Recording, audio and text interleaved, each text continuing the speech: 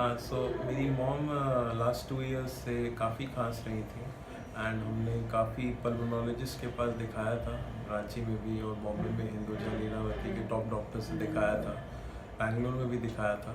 तो उन्होंने सब एलर्जिक राइनोसाइटिस का ट्रीटमेंट किया था और फिर भी उनको रिलीफ नहीं मिल रहा था एंड उनकी खांसी काफ़ी बढ़ती जा रही थी।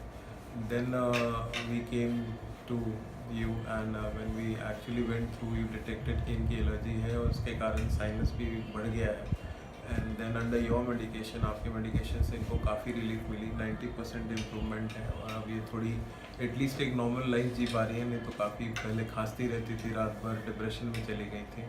अब थोड़ी इनको रिलीफ है और ये थोड़ी हैप्पी भी रहती है। Thank you doctor, thanks a lot. Thank you. वो कुछ नहीं बोला है? आप बोलो।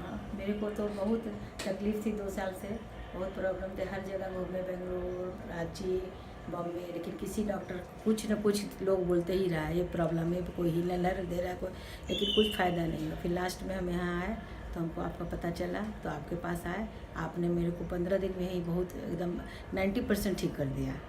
इसके लिए वेरी वेरी थैंक यू।